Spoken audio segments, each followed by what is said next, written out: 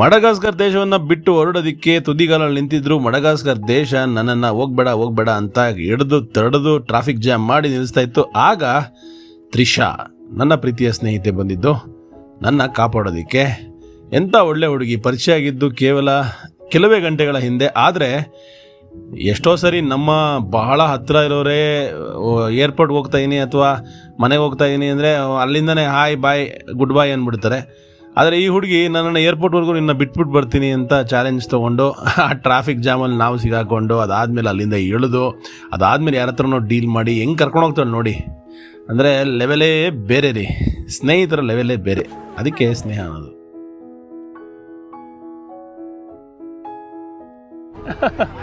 Traffic ತುಂಬ ಜಾಸ್ತಿ ಇದೆ, ನಡ್ಕೊಂಡು ಹೋಗ್ಬಿಡ್ತೀವಿ. Bye bro. Bye, good bye bro friend.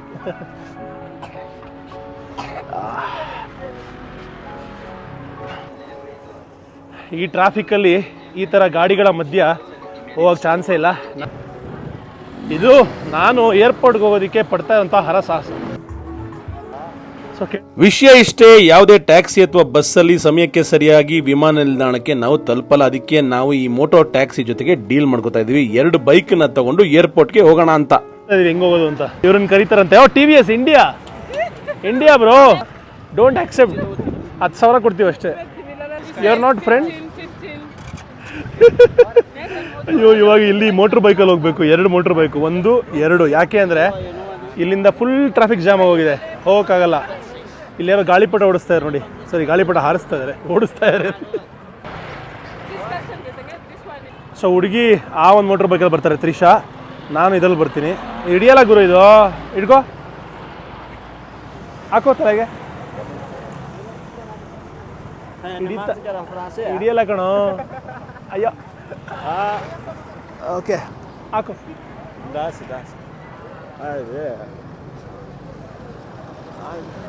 ಅಯ್ಯಯ್ಯೋ, ಏನೆಲ್ಲ ಸರ್ಕಸ್ ಮಾಡ್ಬೇಕ್ರಿ. ದೇಶ ಬಿಟ್ಟು ಹೋಗು ಕಷ್ಟ ಇಲ್ಲಿ. ಆಯ್, ಏನ ನೀವು ತ್ರಿಷಾ?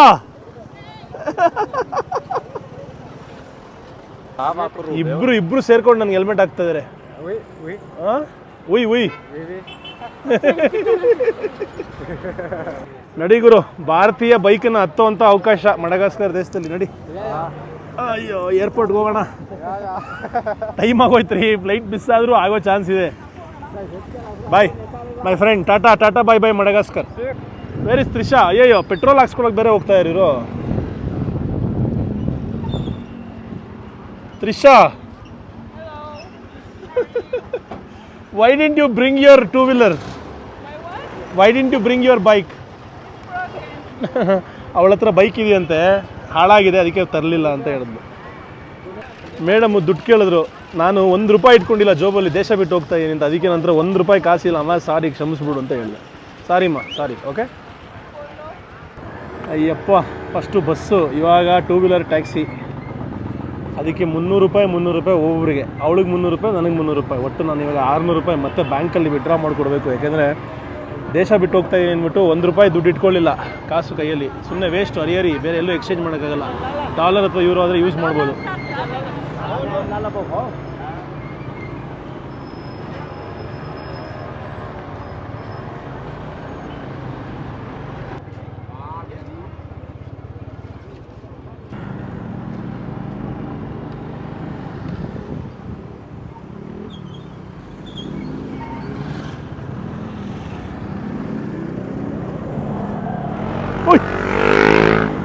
ತ್ರಿಷಾ, ಇದು ಯಾವ ಥರ ಗುರು, ಜೊತೆಗೆ ಹುಡುಗಿ ಕರ್ಕೊಂಬಂದು ಆ ಹುಡುಗಿನ ಬೇರೆ 2-ವೀಲರಲ್ಲಿ ಕೂರಿಸಿ ನಾವೊಂದು 2-ವೀಲರ್ ಇವನ ಜೊತೆ ಕುತ್ಕೊಂಡು ಹೋಗ್ತಾ ಇದ್ದೀನಿ.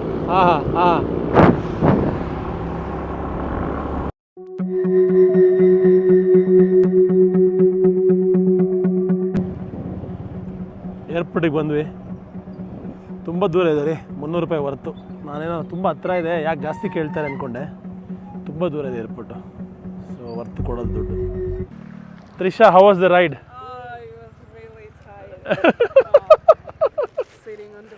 No, it's nice. Thank you guys. Thank you, Mercy. Bye. Take care. Just in time ಬಂದಿದ್ದೀವಿ. ಇನ್ನೊಂದು 5 ನಿಮಿಷ ಲೇಟ್ ಆಗಿದ್ರು ಕಷ್ಟ ಆಗೋದು. ಇವಾಗಲೂ ಅಷ್ಟೇ ಓಡೋಗಬೇಕು ಬೋರ್ಡಿಂಗ್ ಪಾಸ್ ತೊಗೋಬೇಕಲ್ಲ.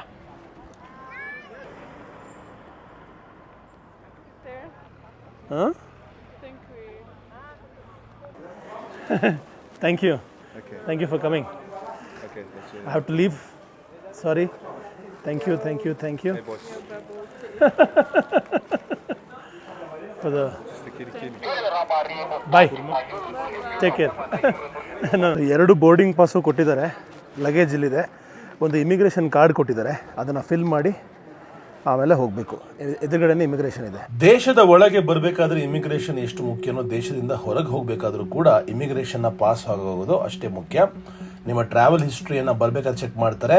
ಆ ದೇಶದಲ್ಲಿ ನೀವು ವಾಪಸ್ ಹೋಗಬೇಕಾದ್ರೆ ಏನಾದರೂ ತೊಂದರೆ ಮಾಡಿದ್ರೆ, ಕ್ರೈಮ್ ಕಮಿಟ್ ಮಾಡಿದ್ರೆ ಅಥವಾ ಬೇರೆ ಬೇರೆ ವಿಷಯಕ್ಕೆ ಮತ್ತೆ ಇನ್ನೊಂದ್ಸರಿ ಚೆಕ್ ಮಾಡಿ. ಹಾಗೆ ವೀಸಾನ ಎಕ್ಸ್ಪೈರ್ ಆದಮೇಲೂ ಉಳ್ಕೊಂಡ್ರ ಈ ಥರ ವಿಚಾರಗಳನ್ನ ಚೆಕ್ ಮಾಡಿ ಕೊನೆಗೆ ಇಮಿಗ್ರೇಷನ್ ಸ್ಟ್ಯಾಂಪ್, ಕ್ಲೋಸಿಂಗ್ ಸ್ಟ್ಯಾಂಪ್ನ ಹಾಕಿ ಕಳಿಸ್ತಾರೆ. ಏನು ತೊಂದರೆ ಇದೆ, ಇಮಿಗ್ರೇಷನ್ ಪಾಸ್ ಆಯಿತು, ಇವಾಗ ಬೋರ್ಡಿಂಗ್ ಮಾಡಕ್ಕೆ ಹೋಗ್ತಾ ಇದ್ದೀನಿ. ನೀವು ಯಾವ ವಿಮಾನದ ಕಂಪನಿಯ ಮೂಲಕ ಹಾರ್ತಾ ಇರ್ತೀರೋ ಅವರು ನಿಮ್ಗೊಂದು ಬೋರ್ಡಿಂಗ್ ಪಾಸ್ ಅಂತ ಕೊಡ್ತಾರೆ. ಆ ಬೋರ್ಡಿಂಗ್ ಪಾಸ್ ಇಟ್ಕೊಂಡು ಇಮಿಗ್ರೇಷನ್ ಪಾಸ್ ಆದಮೇಲೆ ಸೆಕ್ಯೂರಿಟಿ ಇರುತ್ತೆ, ಅಂದರೆ ನಿಮ್ಮ ಕಂಪ್ಲೀಟ್ ಬ್ಯಾಗು, ನಿಮ್ಮ ಬಾಡಿ ಎಲ್ಲ ಚೆಕ್ ಮಾಡ್ತಾರೆ. ಅದಾದ ನಂತರ ನಿಮಗೆ ಕಸ್ಟಮ್ಸ್ ಡಿಕ್ಲರೇಷನ್ ಇರುತ್ತೆ. ತದನಂತರ ಬೋರ್ಡಿಂಗ್ಗೆ ಅವಕಾಶ ಆಗುತ್ತೆ, ಅಂದರೆ ನೀವು ಫ್ಲೈಟನ್ನು ಹತ್ತೋದಕ್ಕೆ ಯೋಗ್ಯ ಅಂತ ಸಂಪೂರ್ಣವಾಗಿ ಪ್ರೊಸೆಸ್ಸು ಮುಗ್ದಿರುತ್ತೆ. ಸೆಕ್ಯೂರಿಟಿ ಕೂಡ ಆಯಿತು. ಅಂತಾನೆ ನಾವಿರೋದು ಸ್ಪೆಷಲ್ ಕ್ಯಾಬ್ಸನ್ನ ನೇತಾಕಿದ್ದಾರೆ ಏರ್ಪೋರ್ಟ್ನ ಡ್ಯೂಟಿ ಫ್ರೀ ಸೆಕ್ಷನಲ್ಲಿ. ಹ್ಯಾವ್ ಅ ಸೇಫ್ ಫ್ಲೈಟ್ ಅಂತ ಕೂಡ ಹೇಳ್ತಾ ಇದ್ದಾರೆ. ಕೈಯಲ್ಲಿದೆ 2 boarding pass, duty free section. ಇಲ್ಲಿದು ಹೇಗಿದೆ ಅಂತ ತೋರಿಸ್ತೀನಿ. ಏನಾದ್ರು ಕಮ್ಮಿಗೆ ಸಿಕ್ಕಿದ್ರೆ ಮನೆಗೆ ಏನಾದ್ರು ತೊಗೊಂಡು ಹೋಗ್ತೀನಿ. ಸೊ ಮಡಗಾಸ್ಕರಲ್ಲಿ ಬಹಳ ಸ್ಪೆಷಲು ಇಲ್ಲಿಯ ಚಾಕ್ಲೇಟು. ಸೊ ಚಿಕ್ಕಾವಡೆ ಎಕ್ಸ್ಪೆನ್ಸಿವ್ ಇದೆ ರೀ, ಎಲ್ಲ ₹1000 ಅಂತೆ ಒಂದೊಂದಿಗೆ 1,000 ರೂಪಾಯಿ. ತೀರಾ ಮೋಸ. ಆಚೆ ಕಡೆ ₹150, ₹250 ಸಿಗುತ್ತೆ. ಡ್ಯೂಟಿ ಫ್ರೀಲಿ ಜನರಲಿ ಕಮ್ಮಿ ಇರಬೇಕು, ಆದರೆ ಇಲ್ಲಿ ಜಾಸ್ತಿ ಇದೆ. ಮತ್ತು ಇಲ್ಲಿ ಮಡಗಾಸ್ಕರಲ್ಲಿ ರಮ್ ತುಂಬ ಫೇಮಸ್ಸು. ಸೊ ರಮ್ನ ಕೂಡ ಮಾರ್ತಾಯಿದ್ದಾರೆ ನೋಡಿ. ಇಲ್ಲಿ ಇವೆಲ್ಲ ರಮ್ಗಳು, ಬೇರೆ ಬೇರೆ ರೀತಿ ರಮ್ಗಳು ಇಲ್ಲೂ ಜೋಡಿಸಿದ್ದಾರೆ. ಇಲ್ಲಿ ಭಾಳ ಫೇಮಸ್ ಆದ ಝಾಮಾ ರಮ್ ಇದೆ. ಬಟ್ ನಾನು ಏನು ತೊಗೊಳ್ತಿಲ್ಲ, ಯಾಕೆಂದರೆ ಇಷ್ಟೊಂದು ದುಡ್ಡು ಕೊಟ್ಟು ಅಫೋರ್ಡ್ ಮಾಡೋಕ್ಕೆ ನನಗೆಲ್ಲ ಆಗಲ್ಲ. ಸೊ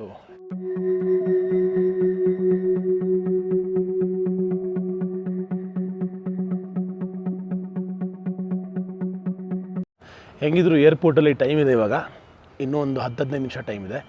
ಏನು ಮಾಡೋಣ ಅಂದರೆ ಒಂದು ಒಳ್ಳೆ ಇನ್ಫಾರ್ಮೇಷನ್ ವೀಡಿಯೋ ಮಾಡೋಣ. ಪ್ರತಿಯೊಂದು ವಿಷಯಗಳನ್ನು ನಿಮಗೆ ಡಿಸ್ಕಸ್ ಮಾಡ್ತಾ ಹೋಗ್ತೀನಿ, ಹೇಳ್ತಾ ಹೋಗ್ತೀನಿ. ಸೊ ಏನೇನು ನಾನು ತಪ್ಪು ಮಾಡಿದೆ, ಅದನ್ನು ಹೆಂಗೆ ನೀವು ಸರಿ ಮಾಡ್ಕೋಬೋದು, ಹೇಗೆ ದುಡ್ಡು ಉಳಿಸ್ಕೊಂಡು ಮಡಗಾಸ್ಕರ್ ಟ್ರಿಪ್ಪನ್ನು ಮಾಡ್ಬೋದು ಅಂತ. ಮಡಗಾಸ್ಕರ್ ಟ್ರಿಪ್ಪನ್ನ ಬಹಳ ಸುಲಭವಾಗಿ ಮಾಡ್ಬೋದು. ಆದರೆ ಮಡಗಾಸ್ಕರ್ ಟ್ರಿಪ್ ಮಾಡೋದಕ್ಕೆ ಅತ್ಯಂತ ದೊಡ್ಡ ಸಮಸ್ಯೆ ಅಂದರೆ ಫ್ಲೈಟ್ಸ್. ಸೊ ಫ್ಲೈಟನ್ನು ಆದಷ್ಟು ಮುಂಚೆ ಬುಕ್ ಮಾಡ್ಕೊಳ್ಳಿ. ಯಾಕೆ ಅಂದರೆ ನೀವು ನಂಬಲ್ಲ, ನನಗೆ ಬರೀ ಫ್ಲೈಟ್ ಟಿಕೆಟ್ಸು ಬರಬೇಕಾದ್ರೆ 24,000, ಹೋಗಬೇಕಾದ್ರೆ 52,000. ಸೊ ಎಷ್ಟಾಯಿತು? 76,000 ರೂಪಾಯಿಗಳು ಬರೀ ಫ್ಲೈಟ್ ಟಿಕೆಟ್ಸಿಗೋಸ್ಕರ ಖರ್ಚು ಮಾಡಿದೆ. ಸೊ ಆ ಥರ ಮಾಡ್ಕೊಬೇಡಿ. ಫಸ್ಟೇ ಟು ಆ್ಯಂಡ್ ಫ್ರೋ 2 ಬುಕ್ ಮಾಡ್ಕೊಂಬಿಡಿ. ನನ್ನ ಪ್ರಕಾರ ಒಂದು 50,000 to 55,000 ಒಳಗೆ ಸಿಗುತ್ತೆ. ಸ್ವಲ್ಪ ಹುಷಾರಾಗಿ ಮುಂಚೆನೇ ಬುಕ್ ಮಾಡಿಕೊಂಡ್ರೆ 40,000ಕ್ಕೂ ಸಿಗ್ಬೋದು. 74,000 75,000 ಎಲ್ಲ ತುಂಬ ಎಕ್ಸ್ಪೆನ್ಸಿವ್. ಬಟ್ ಸ್ಟಿಲ್ ನಂಗೆ ಬೇರೆ ಆಪ್ಷನ್ ಇರಲಿಲ್ಲ, ಇವಾಗ ಹೊರಡಲೇಬೇಕಾಗಿತ್ತು ದೇಶದಿಂದ. ಆ್ಯಕ್ಚುಲಿ ಒಂದು ಐಡಿಯಾ ಇತ್ತು, ಮಡಗಾಸ್ಕರಿಂದ ಮೊರಿಷಿಯಸ್ಗೆ ಹೋಗಿ ಮೊರಿಷಿಯಸ್ಸಿಂದ ಇಂಡಿಯಾಗೆ ಬರೋಣ ಅಂತ. ಬಟ್ ಕೆಲವು ಲಾಸ್ಟಲ್ಲಿ ನಂಗೆ ಸ್ವಲ್ಪ ಹೆಲ್ತ್ ಕಾಂಪ್ಲಿಕೇಶನ್ ಆಯಿತು. ಯಾವ ಥರ ಅಂದರೆ ಇಲ್ಲಿ ಬಹಳ ಫುಡ್ ಇನ್ಫೆಕ್ಷನ್ಸ್ ಆಗುತ್ತೆ. ಸೊ ಅದ್ರ ಬಗ್ಗೆನೂ ಮಾತಾಡ್ತೀನಿ ಇನ್ಫಾರ್ಮೇಷನಲ್ಲಿ. ಸೊ ಸ್ವಲ್ಪ ಹೊಟ್ಟೆ ಕೆಡ್ತು, ಅದರಿಂದ ನಾನು ಮತ್ತೆ ಬೇರೆ ದೇಶಕ್ಕೆ ಹೋಗಿ ಅಲ್ಲಿ ನನಗೆ ಜಾಸ್ತಿ ಆದರೆ ಪ್ರಾಬ್ಲಮ್ಮು. ಸುಮ್ಮನೆ ಯಾಕೆ ತೊಂದರೆ, ಆಮೇಲೆ ಆ ಇಂಟ್ರೆಸ್ಟ್ ಕೊಟ್ಟು ಮಾಡೋಕ್ಕಾಗಲ್ಲ ಟೂರ್ನ. ಫುಲ್ ಜೋಶ್ ಆ್ಯಂಡ್ ಎನರ್ಜಿನ ಮಾಡಬೇಕಲ್ವ ಮಡಗಾಸ್ಕರ್ ಮಾಡಿದಾಗೆ. ಅದಕ್ಕೆ ವಾಪಸ್ ಬೆಂಗಳೂರಿಗೆ ಹೋಗಿ ಅಲ್ಲಿಂದ ಇಮಿಡಿಯೇಟ್ಲಿ ವೀಸಾಸ್ ಎಲ್ಲ ಅಪ್ಲೈ ಮಾಡಿ ಮತ್ತೆ ಬೇರೆ ದೇಶಕ್ಕೆ ಪ್ಲ್ಯಾನ್ ಮಾಡ್ತಾಯಿದ್ದೀನಿ. ಸೊ ಈಗ ಫಸ್ಟ್ ನಿಮ್ಗೆ ಇಂಪಾರ್ಟೆಂಟು ಫ್ಲೈಟ್ ಟಿಕೆಟು. ಇದೊಂದನ್ನು ನೀವು ಒಂದು 40,000ದಲ್ಲಿ ಪ್ಲ್ಯಾನ್ ಮಾಡಿಕೊಂಡ್ರೆ ಮಿಕ್ಕಿದೆಲ್ಲ ನಿಮಗೆ ಅಷ್ಟೊಂದು ಏನು ಖರ್ಚಾಗಲ್ಲ. ಒಂದು ಇಥಿಯೋಪಿಯನ್ ಏರ್ಲೈನ್ಸು, ಇನ್ನೊಂದು ಕೀನಿಯನ್ ಏರ್ಲೈನ್ಸು, ಇನ್ನೊಂದು ಏರ್ ಮೊರಿಷಿಯಸ್ ಕೂಡ ರೂಟ್ ಶುರು ಮಾಡ್ತಾಯಿದ್ದಾರೆ ಅಂತ ಕೇಳ್ಪಟ್ಟಿದ್ದೀನಿ. ಆಮೇಲೆ ಏರ್ ಮಡಗಾಸ್ಕರು. ಬಟ್ ನಾನು ನೋಡಿದಂಗೆ ಇಥಿಯೋಪಿಯನ್ ಏರ್ಲೈನ್ಸು ಎಲ್ಲದಕ್ಕಿಂತ ಕಮ್ಮಿ ಟಿಕೆಟ್ ಕೊಡುತ್ತೆ. ಮತ್ತು ಕೀನಿಯನ್ ಏರ್ಲೈನ್ಸ್ ಪ್ರಿಫರ್ ಮಾಡಿ. ಅವರ ಓನ್ ವೆಬ್ಸೈಟಲ್ಲಿ ಹೋಗಿ ಬುಕ್ ಮಾಡಿ. ಸೊ ನಿಮಗೆ ಪ್ರಾಬ್ಲಮ್ ಆಗೋಲ್ಲ, ರೀಫಂಡ್ ಕೂಡ ಕರೆಕ್ಟಾಗಿ ಕೊಡ್ತಾರೆ. ಅದಾದಮೇಲೆ ದೇಶಕ್ಕೆ ಬರಬೇಕು ಅಂದರೆ ಯಾವುದೇ ವೀಸಾ ಇಲ್ಲ. ಮಡಗಾಸ್ಕರ್ ದೇಶ ವೀಸಾ ಆನ್ ಅರೈವಲ್, ಅಂದರೆ ಮುಂಚೆನೇ ನೀವು ವೀಸಾ ತೊಗೋಬೇಕಾಗಿಲ್ಲ. ದೇಶಕ್ಕೆ ಬಂದ ನಂತರ ನೀವೇನು ಮಾಡ್ಬೋದು, ಡೈರೆಕ್ಟಾಗಿ ಹೋದರೆ ಇಮಿಗ್ರೇಷನಲ್ಲಿ ನಿಮಗೆ ಪಾಸ್ಪೋರ್ಟ್ ಕಂಟ್ರೋಲಲ್ಲಿ ಡೈರೆಕ್ಟಾಗಿ ಸ್ಟ್ಯಾಂಪ್ ಹಾಕಿ ಒಂದು ಸ್ಟಿಕ್ಕರ್ ವೀಸಾ ಕೊಡ್ತಾರೆ, ಚಿಕ್ಕ ಸ್ಟಿಕ್ಕರ್ ಹಾಕ್ತಾರೆ, ಅದ್ರ ಮೇಲೆ ಸ್ಟ್ಯಾಂಪಿಂಗ್ ಕೊಡ್ತಾರೆ. ಸೊ ಈ ಒಂದು ಯಾವ ಥರ ಆಪ್ಷನ್ಸ್ ಇದೆ ಅಂತ ಹೇಳ್ತೀನಿ. ವೀಸಾಲಿ ಒಟ್ಟು 2 ಥರ ಆಪ್ಷನ್ಸ್ ಇದೆ. ಒಂದು 45 ದಿವಸಕ್ಕೆ ತೊಗೋಬೋದು, ಇನ್ನೊಂದು 30 ದಿವಸಕ್ಕೆ ತೊಗೋಬೋದು. 45 ದಿವಸಕ್ಕೆ ನಿಮಗೆ ಬೀಳುವಂತಹ ಖರ್ಚು $45, $45. 30 ದಿವಸಕ್ಕೆ ಖರ್ಚು ಬೀಳುವಂಥದ್ದು $35. ಸೊ ಇವೆರಡನ್ನು ನೀವು ಪ್ಲ್ಯಾನ್ ಮಾಡ್ಕೋಬೇಕು. ಇದಕ್ಕೂ ಕೂಡ ದುಡ್ಡು ಇಟ್ಕೋಬೇಕು. ಆಮೇಲೆ ಇದು ಡಾಲರ್ಸಲ್ಲಿ ಅಥವಾ ಅರಿಯರಲ್ಲಿ ಕೊಡಬೇಕು. ಅರಿಯರಲ್ಲಿ ಕೊಡಬೇಕು ಅಂದರೆ ಇಲ್ಲಿ ಬಂದು ಬ್ಯಾಂಕಲ್ಲಿ ವಿಡ್ರಾ ಮಾಡ್ಕೋಬೇಕು. ಸೊ ನೀವು ಇಂಡಿಯಾಯಿಂದನೇ ಬರ್ತಾ ಪ್ರಿಫರಬಲಿ ಕಾರ್ಡು, ಒಂದು ವೀಸಾ ಕಾರ್ಡ್ ತೊಗೊಂಬನ್ನಿ. ಅದಾದಮೇಲೆ ಜೊತೆಗೆ ಏನು ತೊಗೊಂಬನ್ನಿ ಅಂದರೆ ಒಂದಿಷ್ಟು ಡಾಲರ್ಸ್ ಇಟ್ಕೊಂಬಂದಿರಿ. ಯಾಕೆಂದರೆ ಈ ಥರ ದೇಶಗಳಿಗೆ ಬಂದಾಗ ಏನಾದ್ರು ಪ್ರಾಬ್ಲಮ್ ಆದರೆ ಕಾರ್ಡಲ್ಲಿ ಸಿಗಾಕೊಂಬಿಡ್ತೀರಾ. ಸೊ ಅದಕ್ಕೋಸ್ಕರ ನೀವು ವೀಸಾ ಕಾರ್ಡನ್ನು ಇಟ್ಕೊಳ್ಳೋದು ಬಹಳ ಉತ್ತಮವಾದ ಡಾಲರ್ಸ್ನ ಇಟ್ಕೊಳ್ಳೋದು ಬಹಳ ಉತ್ತಮವಾದ ನಡೆ. ಡಾಲರ್ಸ್ ಅಥವಾ ಯೂರೋ ಎರಡೂ ಓಕೆ, ಯಾವ್ದಾದ್ರು ಅಟ್ಲೀಸ್ಟ್ ಒಂದು 200 to 500 ಯೂರೋಸ್ ಅಥವಾ 100 to 200 ಯೂರೋಸ್ ಆದರೂ ಡಾಲರ್ಸ್ ಆದರೂ ತೊಗೊಂಬನ್ನಿ ಜೊತೆಗೆ. ಸೊ ಇದು 30 ದಿವಸಕ್ಕೆ ಬರಬೇಕು ಅಂತಿದ್ರೆ 30 ದಿವಸಕ್ಕೆ ಬನ್ನಿ. 45 ದಿವಸಕ್ಕೆ ಬರಬೇಕು ಅಂದರೆ 45 ದಿವಸಕ್ಕೆ ಬನ್ನಿ. ವೀಸಾ ವಿಚಾರವಾಗಿ ಎಕ್ಸ್ಟೆನ್ಷನ್ ಮಾಡ್ಬೋದಾ? ಅಕಸ್ಮಾತ್ ನಂಗೆ ಜಾಸ್ತಿ ದಿವಸ ಇರಬೇಕು ಅಂತ ಅನ್ನಿಸ್ತು, ಎಕ್ಸ್ಟೆಂಡ್ ಮಾಡ್ಬೋದಾ? ಖಂಡಿತ ಮಾಡ್ಬೋದು. ಎಲ್ಲ ಕಡೆನೂ ಆಫೀಸ್ ಇದೆ, ಎಲ್ಲ ಮೇಜರ್ ಊರುಗಳಲ್ಲಿ. ಎಲ್ಲಾದ್ರೂ ನೀವು ಹೋಗಿ ನಿಮ್ಮ ಪಾಸ್ಪೋರ್ಟ್ನ ಕೊಟ್ಟು ರೀಸನ್ಸ್ ಕೊಟ್ಟರೆ ನಿಮಗೆ ಮತ್ತೆ 1 ತಿಂಗಳು ವೀಸಾ ಎಕ್ಸ್ಟೆನ್ಷನ್ ಕೊಡ್ತಾರೆ. ಒಟ್ಟು ಮ್ಯಾಕ್ಸಿಮಮ್ ಎಕ್ಸ್ಟೆನ್ಷನ್ನು 3 ತಿಂಗಳವರೆಗೂ ಮಾತ್ರ ಕೊಡೋದು. ಸೊ ನೀವು ಈ ದೇಶದಲ್ಲಿ ಅಟ್ ಎ ಟೈಮ್ 3 ತಿಂಗಳು ಇರೋಕ್ಕೆ ಮಾತ್ರ ಸಾಧ್ಯ. 3 ತಿಂಗಳಿಗಿಂತ ಹೆಚ್ಚಾಗಿ ನೀವು ಈ ದೇಶದಲ್ಲಿ ಇರೋಕ್ಕಾಗಲ್ಲ. ಆವಾಗ ವಾಪಸ್ ಬರಬೇಕು ಅಂದರೆ ಆಚೆ ಹೋಗಿ ಮತ್ತೆ ಬರಬೇಕು. ಸುಮಾರು ಜನ ಬಿಸ್ನೆಸ್ ಮ್ಯಾನ್ಗಳು ಮಡಗಾಸ್ಕರಿಗೆ ಬರೋರು ಏನು ಮಾಡ್ತಾರೆ, ಮಡಗಾಸ್ಕರಿಗೆ ಬರ್ತಾರೆ, 3 ತಿಂಗಳಾದಮೇಲೆ ಇಲ್ಲಿಂದ ಆಚೆ ಹೋಗ್ತಾರೆ, ಮತ್ತೆ ವಾಪಸ್ ಬರ್ತಾರೆ. ಸೊ ಆ ಥರ ಫಾಲೋ ಮಾಡಲೇಬೇಕು ನೀವು. ಸೊ ಇಲ್ಲಿ ವೀಸಾ ವಿಷಯ ಸಂಪೂರ್ಣವಾಗಿ ಅರ್ಥ ಆಗಿರಬೇಕು ನಿಮಗೆ. ನೆಕ್ಸ್ಟು ಬರೋಣ ಪಬ್ಲಿಕ್ ಟ್ರಾನ್ಸ್ಪೋರ್ಟ್. ಯಾಕೆಂದರೆ ದೇಶದ ಒಳಗೆ ಎಂಟರ್ ಆಗ್ತಿದ್ದಂಗೆ ನಿಮಗೆ ಬೇಕಾಗಿರೋದು SIM card, public transport. Airtel, Telma ಅನ್ನೋ 2 ಕಂಪ್ನಿಗಳಿವೆ. ಆರೆಂಜ್ ಕೂಡ ಇದೆ. ನನ್ನ ಕೇಳೋದಾದರೆ ಟೆಲ್ಮಾ ಸದ್ಯಕ್ಕೆ ಎಲ್ಲದಕ್ಕಿಂತ ಬೆಸ್ಟು. ನಾನು ಏರ್ಟೆಲ್ ಯೂಸ್ ಮಾಡಿದೆ, ಓಕೆ ಸರ್ವಿಸು, ಅಷ್ಟೊಂದು ಇಷ್ಟ ಆಗಲಿಲ್ಲ. ನಾನು ಇಂಡಿಯನ್ ಕಂಪ್ನಿ ಅಲ್ವಾ, ಇಲ್ಲೂ ಚೆನ್ನಾಗಿರುತ್ತೆ ಅಂತ ತೊಗೊಂಡೆ, ಬಟ್ ಅಷ್ಟು ಬರ್ತಲ್ಲ. ಇಂಟರ್ನೆಟ್ಟು ಬಹಳ ಎಕ್ಸ್ಪೆನ್ಸಿವು. ಸೊ ನೀವು ಹೋಟೆಲ್ ಬುಕ್ ಮಾಡೋ ಜಾಗದಲ್ಲಿ ಒಳ್ಳೆ ವೈಫೈ ಇದ್ದರೆ ಅದನ್ನು ನೋಡ್ಕೊಂಡು ಬುಕ್ ಮಾಡ್ಕೊಳ್ಳಿ. ಇಲ್ಲಾಂದರೆ ನಿಮಗೆ ಇಂಟರ್ನೆಟ್ಟು, ನಾನು ಒಟ್ಟು ಇಂಟರ್ನೆಟ್ಗೆ ಬರೀ ಇಂಟರ್ನೆಟ್ಗೆ ಖರ್ಚು ಮಾಡಿರೋದು $7,000. ನಂಬ್ತೀರಾ? ಇಂಡಿಯಾಲಿದ್ದರೆ 2 ವರ್ಷಕ್ಕೆ ಅಥವಾ 3 ವರ್ಷಕ್ಕಾಗಿರೋದು ಅಷ್ಟು ಖರ್ಚು. ಅದು 5G ನೆಟ್ವರ್ಕಲ್ಲಿ. ಇಲ್ಲಿ 3G ನೆಟ್ವರ್ಕಲ್ಲಿ ಅಥವಾ ಒಂದ್ಸರಿ 4G ಅಪರೂಪಕ್ಕೆ ಅಲ್ಲಾಡ್ಕೊಂಬಂದರೆ $7,000 ಖರ್ಚು ಮಾಡಿದ್ದೀನಿ ಇಂಟರ್ನೆಟ್ಗೆ. ನಂಬಕ್ಕೆ ಅಸಾಧ್ಯ. ತುಂಬ ಲಾಸ್ಟಲ್ಲಿ ಸ್ವಲ್ಪ ವೈಫೈ ಸಿಕ್ತು. ಶುರುಲಂತೂ ವೈಫೈ ಎಲ್ಲೂ ಸಿಗಲಿಲ್ಲ. ಸೊ ಹೋಟೆಲ್ಸ್ ಬುಕ್ಕಿಂಗು ಕೂಡ ನೀವು ವೈಫೈ ಇರೋದನ್ನು, ಚೆನ್ನಾಗಿರೋ ಸ್ಪೀಡನ್ನು ನೋಡಿಕೊಂಡು ಬುಕ್ ಮಾಡ್ಕೊಳ್ಳಿ. ಸೊ ಇನ್ನೊಂದು ಕರೆನ್ಸಿ ಎಷ್ಟು ತೊಗೋಬೇಕು ಒಂದು ಸರಿಗೆ ಅಟ್ಲೀಸ್ಟು 8 ಲಕ್ಷ ಅರಿಯರಿನ ತೊಗೊಳ್ಳಿ. 8 ಲಕ್ಷ ಅರಿಯರಿ ಅಂದರೆ ನಿಮಗೆ $8,000 ಲೆಕ್ಕ. ಕಾರಣ ಏನಪ್ಪ ಅಂದರೆ ಮ್ಯಾಕ್ಸಿಮಮ್ ನೀವು 8,000ನೇ ತೊಗೊಳಕ್ಕಾಗೋದು. ಕೆಲವು ಬ್ಯಾಂಕಲ್ಲಿ 4,000 ಅರಿಯರಿ 4 ಲಕ್ಷ ಮಾತ್ರ ತೊಗೊಳಕ್ಕಾಗೋದು. ಕೆಲವು ಬ್ಯಾಂಕ್ಗಳಲ್ಲಿ 8 ಲಕ್ಷ ತೊಗೋಬೋದು. 8 ಲಕ್ಷ ತೊಗೊಳೋದ್ರೆ ಏನಾಗುತ್ತೆ ಅಂದರೆ MCB ಬ್ಯಾಂಕ್ ಅಂತಿದೆ. ಆ ಬ್ಯಾಂಕಲ್ಲಿ ನಿಮಗೆ ಯಾವುದೇ ಟ್ರಾನ್ಸಾಕ್ಷನಲ್ ಫೀಸ್ ತೊಗೊಳ್ಳಲ್ಲ. ಬೇರೆ ಎಲ್ಲ ಬ್ಯಾಂಕಲ್ಲಿ ನಿಮಗೆ 10,000 ಅರಿಯರಿ ಟ್ರಾನ್ಸಾಕ್ಷನಲ್ ಫೀ ಅಂತ ತೊಗೋತಾರೆ. ಅಂದರೆ ಪ್ರತಿ ಟ್ರಾನ್ಸಾಕ್ಷನು ನೀವು $10 ತೊಗೊಳ್ಳಿ, $100 ತೊಗೊಳ್ಳಿ, ಎಷ್ಟಾರು ತೊಗೊಳ್ಳಿ, ಅದ್ರ ಮೇಲೆ ನಿಮಗೆ $800 ಚಾರ್ಜ್ ಆಗ್ತಾರೆ. ಸೊ ಜಾಸ್ತಿ ವಿಡ್ರಾ ಮಾಡಿಕೊಂಡ್ರೆ ಚಾರ್ಜಸ್ ಮತ್ತೆ ಆಗಲ್ಲ ನಿಮಗೆ. ಆಮೇಲೆ ಹೆಂಗಿದ್ರು ಖರ್ಚಿಗೆ ಬೇಕೇ ಬೇಕು. ಹಾಗಂತ ಜೋಬಲ್ಲಿ ಎಲ್ಲ ದುಡ್ಡು ಇಟ್ಕೊಂಡು ಓಡಾಡಬೇಡಿ. ಇಲ್ಲಿ ಸ್ವಲ್ಪ ಕಳ್ತನದ ಸಮಸ್ಯೆ ಇದೆ ಅಂತ ಕೇಳ್ಪಟ್ಟೆ, ಬಟ್ ನನಗೆ ಒಂದಂತೂ ಎಕ್ಸ್ಪೀರಿಯೆನ್ಸ್ ಆಗಲಿಲ್ಲ. ಒಂದೇ ಎಕ್ಸ್ಪೀರಿಯೆನ್ಸ್ ಆಗಲಿಲ್ಲ. ಇಡೀ ಮಡಗಾಸ್ಕರಲ್ಲಿ ನನಗೆ ಒಂದೇ ಒಂದು ಸಿಂಗಲ್ ಟೈಮು ಎಲ್ಲೂ ನನಗೆ ಯಾರೂ ನೋವು ಉಂಟು ಮಾಡಲಿಲ್ಲ, ಯಾರೂ ಒಂಥರ ಥ್ರೆಟ್ನಿಂಗ್ ಆಗಿ ಬರಲಿಲ್ಲ, ಯಾರೂ ಜೋರಾಗಿ ಕೂಡ ಮಾತಾಡಲಿಲ್ಲ. ಎಲ್ಲ ನಗ್ನಗ್ತಾ ಖುಷಿಯಾಗಿ ಕಳಿಸ್ಕೊಟ್ರು. ಸೊ ಕರೆನ್ಸಿ ಸೆಟ್ ಆಯಿತು, ವೀಸಾ ಸೆಟ್ ಆಯಿತು, ಏರ್ ಟಿಕೆಟ್ ಸೆಟ್ ಆಯಿತು, ಹಾಗೇ ಟೆಲಿಕಾಮ್ ಸಿಮ್ ಕಾರ್ಡ್ ಸೆಟ್ ಆಯಿತು. ಇದಾದಮೇಲೆ ನೀವು ಆಚೆ ಬಂದರೆ ಪಬ್ಲಿಕ್ ಟ್ರಾನ್ಸ್ಪೋರ್ಟು ಸಡನ್ನಾಗಿ ಬರ್ತಿದ್ದಂಗೆ ಎಲ್ಲರಿಗೂ, ಈಗ ನನಗೆ ಓಡಾಡಿ ಅಭ್ಯಾಸ ಆಗಿದೆ. ಸೊ ಎಲ್ಲರಿಗೂ ಅದೇ ಥರ ಅಭ್ಯಾಸ ಇರಲ್ಲ. ಸೊ ಪ್ರಿಫರಬಲಿ ಟ್ಯಾಕ್ಸಿ ತೊಗೊಳ್ಳಿ, ಸ್ವಲ್ಪ ಮಾತಾಡ್ಕೊಳ್ಳಿ, ಕಿಲೋಮೀಟ್ರ್ ಮೇಲೆ ಲೆಕ್ಕ ಹಾಕ್ಕೊಳ್ಳಿ. ಯಾವುದೇ ರೀತಿ ನಿಮಗೆ ಇಲ್ಲಿ ಊಬರು, ಓಲಾ ಆ ಥರ ಯಾವುದೇ ಪ್ರೊಫೆಷನಲ್ ಟ್ಯಾಕ್ಸಿ ಸರ್ವಿಸ್ ಇಲ್ಲ. ನೀವೇ ಪರ್ಸ್ನಲಿ ಮಾತಾಡಬೇಕು. ಆಗುತ್ತೆ, ಮಾತಾಡಿಕೊಂಡ್ರೆ ಕೊಡ್ತಾರೆ. ಆ ಥರ ಏನು ಡಿಸ್ಕೌಂಟ್ ಕೊಡಲ್ಲ ಅಂತೇನಿಲ್ಲ. ಫಸ್ಟು ನೀವು ಫಾರಿನರ್ ಅಂತ ನೋಡ್ತಿದ್ದಾಗೆ ಬಂದು ರೇಟ್ ಹೇಳ್ತಾರೆ. ಸೊ ನಿಮ್ಮ ಹತ್ರ ಬಡ್ಜೆಟ್ ಇಲ್ಲ, ನೀವು ಬಡ್ಜೆಟ್ ಟ್ರಾವೆಲರು ಮಡಗಾಸ್ಕರ್ನ ಎಕ್ಸ್ಪ್ಲೋರ್ ಮಾಡಬೇಕು ಅನ್ನೋದಾದರೆ ಪಬ್ಲಿಕ್ ಟ್ರಾನ್ಸ್ಪೋರ್ಟ್ ಇದೆ. ಇವ್ರನ್ನ ಕೇಳ್ಕೊಳ್ಳಿ, ಟ್ರಾನ್ಸ್ಲೇಟರ್ ಯೂಸ್ ಮಾಡಿ ಮಲಗಾಸಿ ಭಾಷೆಯ ಟ್ರಾನ್ಸ್ಲೇಟರ್ನ ಹಾಕೋಬೇಕು. ಮಲಗಾಸಿ ಅಥವಾ ಫ್ರೆಂಚ್ ಇವೆರಡು ಭಾಷೆ ಅವ್ರಿಗೆ ಅರ್ಥ ಆಗುತ್ತೆ, ಇಂಗ್ಲೀಷ್ ಅರ್ಥ ಆಗೋಲ್ಲ. ಸೊ ನೀವು ಇಂಗ್ಲೀಷ್ ಅಥವಾ ಕನ್ನಡ ಟೈಪ್ ಮಾಡಿಬಿಟ್ಟು ಅವರಿಗೆ ಮಲಗಾಸಿ ಭಾಷೆ ತೋರಿಸಿದ್ರೆ ಅವ್ರು ನಿಮಗೆ ಗೈಡ್ ಮಾಡ್ತಾರೆ. ಪ್ರತಿಯೊಬ್ಬರು ತುಂಬ ಹೆಲ್ಪ್ಫುಲ್ ಇದ್ದಾರೆ. ಸೊ ಬಸ್ ಚಾರ್ಜು ನೀವು ಎಲ್ಲಿಂದ ಎಲ್ಲೇ ಹೋದರೂ 600 ಅರಿಯರಿ. ಸೊ $6 $7 ಬೀಳುತ್ತೆ. ಸೊ ಬಹಳ ಚೀಪು. ಬೆಸ್ಟ್ ಬಸ್ಸಲ್ಲಿ ಓಡಾಡೋದು, ಆವಾಗಲೇ ದುಡ್ಡು ಉಳ್ಸೋಕ್ಕಾಗೋದು. ಇಲ್ಲಾಂದ್ರೆ ಟ್ಯಾಕ್ಸಿಲೂ ಹೋಗ್ಬೋದು. ಫ್ಯಾಮಿಲೀಸ್ ಎಲ್ಲ ಬಂದರೆ ಹೋಗೋಕ್ಕಾಗಲ್ಲ. ಪರ್ಸ್ನಲ್ ಪ್ರೈವೇಟ್ ಟ್ಯಾಕ್ಸಿ ಮಾಡ್ಕೊಂಡು ಹೋದ್ರು ತೀರಾ ಜೋಬು ಖಾಲಿ ಆಗ್ಬಿಡುತ್ತೆ ಅನ್ನೋ ಲೆವೆಲ್ಗೆ ಏನಿಲ್ಲ, ಮ್ಯಾನೇಜ್ ಮಾಡ್ಬೋದು. ಹೋಟೆಲ್ಸು ಅಂತನವಿರೋಲ್ಲಿ ಬೇಕಾದಷ್ಟು ಹೋಟೆಲ್ಸ್ ಇದೆ. ನಾನು ಲಾಸ್ಟ್ ಒಂದು ದಿವಸ ಮಾತ್ರ ಹೋಟೆಲಲ್ಲಿ ಉಳಿದೆ. ಮಿಕ್ಕಿದ ದಿವಸ ಎಲ್ಲ ಅಲ್ಲಿ ಹಾಸ್ಟೆಲ್ಸ್ ಇಲ್ಲ ಇಲ್ಲಿ ದೇಶದಲ್ಲಿ, ಬಟ್ ಚಿಕ್ಕ ಹೋಟೆಲಲ್ಲಿ ಉಳಿತಾ ಇದೆ. ಗೆಸ್ಟ್ ಹೌಸ್ ಅಂತ ಕರೀತಾರೆ. ಒಂದು ಒಳ್ಳೆ ಹೋಟ್ಲಲ್ಲಿ ಉಳಿದಿದ್ದು ಲಾಸ್ಟ್ ದಿವಸ ಮಾತ್ರ ನಾನು. ಸೊ ಸೊ ನೀವು ಅಷ್ಟೇ booking.comನ ಯೂಸ್ ಮಾಡಿ ಬುಕ್ ಮಾಡ್ಕೊಳ್ಳೋದಕ್ಕೆ ಹೋಟೆಲ್ಸ್ನ. booking.comಲ್ಲಿ ನಿಮಗೆ ಸಿಗುತ್ತೆ ಎಲ್ಲ ಕಡೆ, ಇಡೀ ಮಡಗಾಸ್ಕರಲ್ಲಿ ಎಲ್ಲಿ ಬೇಕಾದ್ರೂ. ಮಡಗಾಸ್ಕರ ಯಾವ ಥರ ಟ್ರಾವೆಲ್ ಮಾಡಬೇಕು, ಸೊ ಆಂಟನಾನವಿರೋಲಿ ಕ್ಯಾಪಿಟಲಲ್ಲಿ ನೀವು ಒಂದು 2 ದಿವಸ ಇದ್ದರೆ ಸಾಕು, ಅಥವಾ 1 ದಿವಸನೂ ಸಾಕು. ಬಂದು ದಿವಸ ರೆಸ್ಟ್ ತೊಗೊಂಡು ಮಾರನೇ ದಿವಸ 1 ದಿವಸ ನೋಡ್ಬೋದು. ಸೊ ಇಮಿಡಿಯೇಟಾಗಿ ಎಲ್ಲಿ ಹೋಗ್ಬೇಕು ನೆಕ್ಸ್ಟು? ಸೊ ನಾನು ಹೋಗಿದ್ದು ಕ್ಯಾಪಿಟಲಿಂದ ಹಳ್ಳಿಗೆ ಹೋದೆ. ಓಕೆ, ಅನೌನ್ಸ್ಮೆಂಟ್ ನಡೀತದೆ, ಆಮೇಲೆ ಮಾತಾಡೋಣ. ಸೊ ಎಲ್ಲಿಗೆ ಹೋಗಬೇಕು ಅನ್ನೋ ಪ್ರಶ್ನೆ. ನಾನು ಹೋಗಿದ್ದು ಇಲ್ಲಿಂದ ಕ್ಯಾಪಿಟಲಿಂದ ಅಂಬೋಸ್ಚಾಯಿಂದ ನೆಕ್ಸ್ಟ್ ಯಾವುದು ಊರಿಗೆ ಹೋದಲ್ಲಪ್ಪ, ಫಿಯನಾರಸುವ, ಆಮೇಲೆ ಮನಪಟ್ಟಣ, ಅದಾದಮೇಲೆ ಆನ್ಸಿರಬೆ, ಅದಾದಮೇಲೆ ಕ್ಯಾಪಿಟಲು. ಒಂದು ಪ್ರಾಬ್ಲಮ್ ಏನಂದರೆ ಮಡಗಾಸ್ಕರಲ್ಲಿ ನಾವು ಅಂದ್ಕೊಂಡಂಗೆ ಟೈಮಿಗೆ ಸರಿಯಾಗಿ ಯಾವುದು ನಡೆಯಲ್ಲ. ಈ 2 ರೀತಿ ಟ್ರಿಪ್ಪನ್ನ ಪ್ಲ್ಯಾನ್ ಮಾಡ್ಕೋಬೋದು. ಒಂದು ಸೌತು, ಒಂದು ನಾರ್ತು, ಎರಡನ್ನೂ ಒಟ್ಟಿಗೆ ಮಾಡೋಕ್ಕೆ ಆಲ್ಮೋಸ್ಟ್ 1.5-2 ತಿಂಗಳು ಬೇಕು. ಸೊ ನೀವು ಸೌತನ್ನು ಎಕ್ಸ್ಪ್ಲೋರ್ ಮಾಡೋದಕ್ಕೆ ಇಷ್ಟ ಇದೆ, ಜಾಸ್ತಿ ಬೆಟ್ಟ ಗುಡ್ಡಗಳು, ಕೊನೆಗೆ ಬೀಚ್ ನೋಡ್ತೀರಾ ಅಂದರೆ ನಾನು ಮಾಡಿದ ಪ್ಲ್ಯಾನ್ ಮಾಡ್ಬೋದು. ಕೊನೆಗೆ ಮೊರೊಂಡಾವಾಗಿ ಹೋಗಿ ಮೊರೊಂಡಾವಿಂದ ವಾಪಸ್ ಬರ್ಬೋದು. ಸೊ ದಟ್ ನಿಮಗೆ ಬೀಚ್ ಸಿಕ್ತು, ಬೆಟ್ಟ ಗುಡ್ಡಗಳು ಸಿಕ್ತು, ಹಳ್ಳಿ ಸಿಕ್ತು, ಎಲ್ಲ ಸಿಕ್ತು.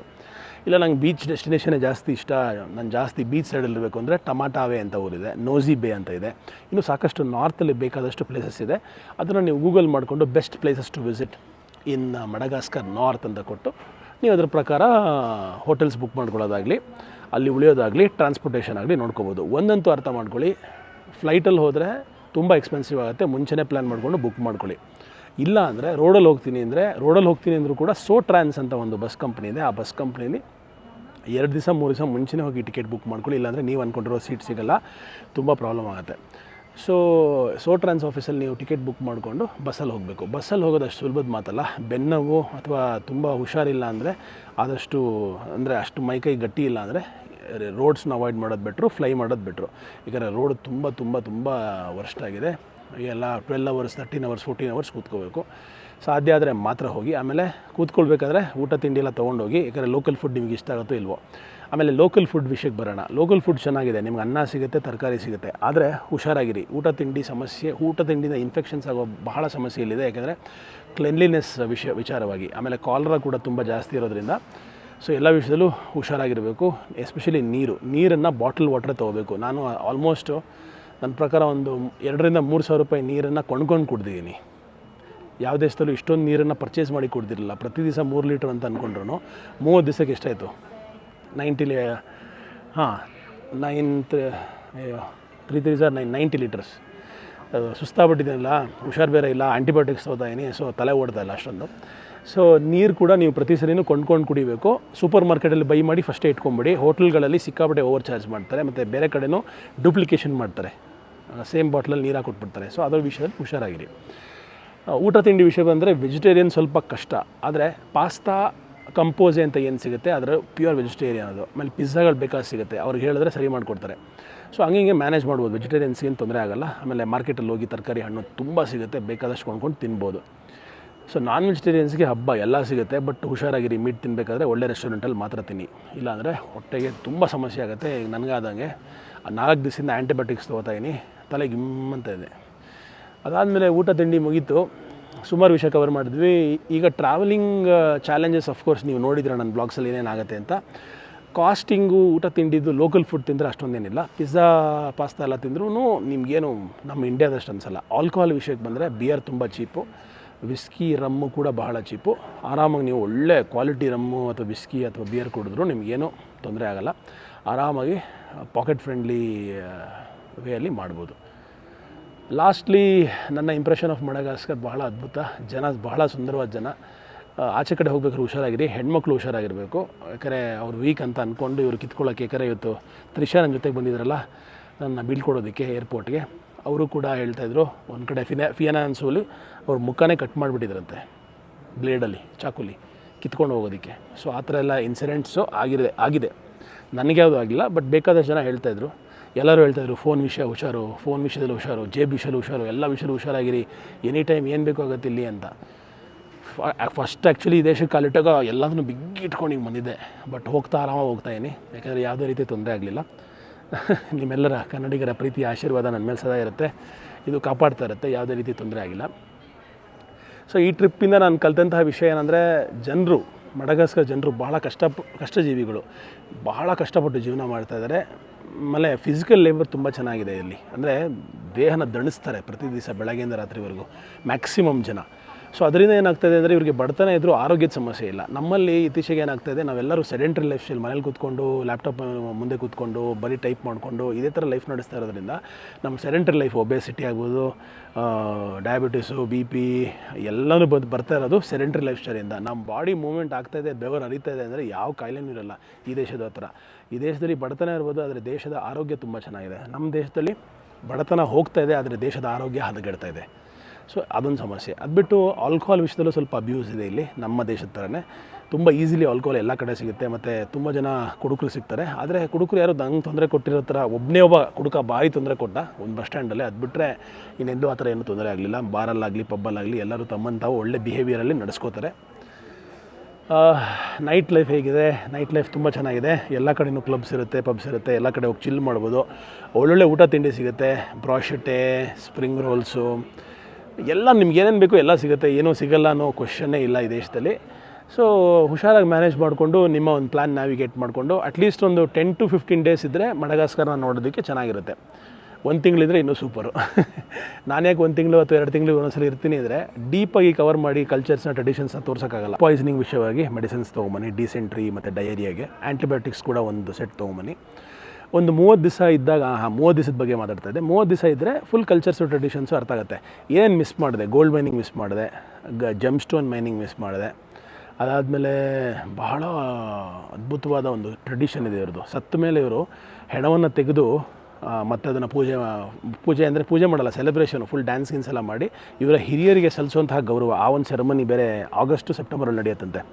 ಅದು ತುಂಬ ಚೆನ್ನಾಗಿರುತ್ತೆ. ಅದನ್ನು ಮಿಸ್ ಮಾಡಿದೆ, ಯಾಕೆಂದರೆ ಸೀಸನ್ ಅಲ್ಲ. ಆಮೇಲೆ ಗೋಲ್ಡ್ ಮೈನಿಂಗ್ ಯಾಕೆ ಮಿಸ್ ಮಾಡಿದೆ, ಯಾಕೆ ತೋರ್ಸೋಕ್ಕಾಗಲಿಲ್ಲ ಅಂದರೆ ಗೋಲ್ಡ್ ಮೈನಿಂಗು ರೈನಿ ಸೀಸನಲ್ಲಿ ನಡೆಯಲ್ಲ. ಸದ್ಯಕ್ಕೆ ಸ್ವಲ್ಪ ರೈನಿ ಸೀಸನು, ನದಿಯೆಲ್ಲ ತುಂಬ ಹರಿತಾ ಇರುತ್ತೆ. ನದಿ ಸೆಟ್ಲಾಗಿ ನೀರು ಸ್ವಲ್ಪ ಕಮ್ಮಿ ಇದ್ದಾಗ ಮಾತ್ರ ಗೋಲ್ಡ್ ಮೈನಿಂಗ್ ಮಾಡೋದು. ಸೊ ಇದು ನನ್ನ ಮಡಗಾಸ್ಕರ್ ಜರ್ನಿ. ನನಗೆ ಗೊತ್ತಿರೋಂಥ ಅಷ್ಟು ಟಿಪ್ಸು ನಿಮಗೆ ಕೊಟ್ಟಿದ್ದೀನಿ. ಲೋಕಲ್ಲಾಗಿ ಚೆನ್ನಾಗಿ ಒಂದು ಹೊಸ ವಿಚಿತ್ರವಾದ ದೇಶನ ನೋಡಬೇಕು ಅಂತ ಆಸೆ ಪಟ್ಟವರು ಖಂಡಿತ ಮಡಗಾಸ್ಕರ್ನ ಟ್ರಾವೆಲ್ ಮಾಡಬೇಕು. ಇಲ್ಲ ಕಾಮಾಗಿರ್ತೀನಿ ಅಂದರೆ ಬೀಚ್ ಸೈಡ್ ಹೋಗಿ ಸೆಟ್ಲ್ ಆಗಿಬಿಡಿ, ಆರಾಮಾಗಿ ಅದ್ಭುತವಾದ ನೀರಲ್ಲಿ ರಿಲ್ಯಾಕ್ಸ್ ಮಾಡಿಕೊಂಡು ಬೀಚ್ ಸೈಡಲ್ಲಿ ಆಟ ಆಡಿಕೊಂಡು ವಾಪಸ್ ಬರ್ಬೋದು. ಎಲ್ಲ ಆಪ್ಷನ್ಸ್ ಅವೈಲೇಬಲ್ ಇದೆ, ಏನೂ ತೊಂದರೆ ಇಲ್ಲ. ಸೊ ಈಗ ಫ್ಲೈಟ್ಗೆ ಬೋರ್ಡಿಂಗ್ ಕರೀತಾ ಇದ್ದಾರೆ. ಇದು ನನ್ನ ಮಡಗಾಸ್ಕರ್ ಜರ್ನಿ. ಸೀರೀಸ್ನ ನೋಡಿಲ್ಲ ಅಂದರೆ ಫಸ್ಟಿಂದ ಲಾಸ್ಟ್ವರೆಗೂ ಮಿಸ್ ಮಾಡಿದೆ ನೋಡಿ. ಹಾಗೆ ಬೇಕಾದಷ್ಟು ಬೇರೆ ಬೇರೆ ಸೀರೀಸ್ ಪ್ಲೇಲಿಸ್ಟ್ಗಳು ನಮ್ಮ ಗ್ಲೋಬಲ್ ಕನ್ನಡಿಗ ಚಾನಲಲ್ಲಿದೆ. ಎಲ್ಲಾದರೂ ಟೈಮ್ ಸಿಕ್ಕಿದಾಗ ನೋಡಿ ಅಂತ ಹೇಳ್ತಾ, ಜೈ ಕರ್ನಾಟಕ ಮಾತೆ, ಜೈ ಭುವನೇಶ್ವರಿ. ಮತ್ತೆ ಸಿಗೋಣ ಇನ್ನೊಂದು ಅದ್ಭುತವಾದ ದೇಶದಲ್ಲಿ. ನಮಸ್ಕಾರ. ನೋಡಿ ನಮ್ಮ ಫ್ಲೈಟ್ ಕಾಣಿಸ್ತದೆ, ಆಡಿಸ್ ಅಬಾಬಾ ಅದೇನೆ ಅಲ್ಲಿ ನಿಂತಿದೆ, ಪಾರ್ಕಿಂಗ್ ಆಗಿದೆ. ಇದ್ಯಾವ ಥರ ರೀ, ನಡ್ಕೊಂಡು ಹೋಗ್ತಾ ಇದ್ದೀವಿ, ಬಸ್ ಗೀಸ್ ಎಲ್ಲ ಏನೂ ಇಲ್ಲ. ನೋಡಿ ಇದೆ ನಮ್ಮ ಫ್ಲೈಟು, ನಡ್ಕೊಂಡು ಹೋಗ್ತಾ ಇದ್ದೀವಿ. ಟ್ರಿಪ್ ಮುಗಿಸಿ ವಾಪಸ್ ಮನೆಗೆ ಬರಬೇಕಾದ್ರೆ ದಾರಿ ಯಾವತ್ತೂ ಬಹಳ ದೂರ ಅಂತೆ. ಈಗ 24 ಗಂಟೆಗಳ ವಿಮಾನ ಪ್ರಯಾಣ ಮಾಡಬೇಕು. ಇಲ್ಲಿಂದ ಆಂತನನ್ನವಿರೋಯಿಂದ ಆಡಿಸ್ ಅಬಾಬಾಗೆ, ಆಡಿಸ್ ಅಬಾಬಾಯಿಂದ ಮುಂಬೈಗೆ, ಮುಂಬೈಯಿಂದ ಬೆಂಗಳೂರಿಗೆ, ಒಟ್ಟು 3 ಫ್ಲೈಟು. ಆಲ್ಮೋಸ್ಟ್ 26 ಅವರ್ಸ್ ಆಗುತ್ತೆ ಟ್ರಾನ್ಸಿಟ್ ಎಲ್ಲ ಸೇರಿ. ಸೊ ಫೈನಲಿ ಬಹಳ ಅದ್ಭುತವಾದ ಟ್ರಿಪ್ಗೆ ಒಂದು ಅದ್ಭುತವಾದ ಅಂತ್ಯ. Flight, take off, landing. ನೋಡಿ ಇದು ಬಾಂಬೆ ಏರ್ಪೋರ್ಟಿಂದ ಕರುನಾಡು ಕಾಣಿಸ್ತು. ತುಂಬ ಸುಸ್ತಾಗ್ಬಿಟ್ಟಿದೆ ರೀ, ಪೂರ್ತಿ ವ್ಲಾಗಿಂಗ್ ಮಾಡೋಕ್ಕಾಗಲಿಲ್ಲ. ಸೊ ಕ್ಷಮೆ ಇರಲಿ. ಎಷ್ಟಾಗುತ್ತೋ ಅಷ್ಟು ಮಾತ್ರ ತೆಗೆದು ಅದಾದಮೇಲೆ ಮಲಗಿಬಿಟ್ಟೆ.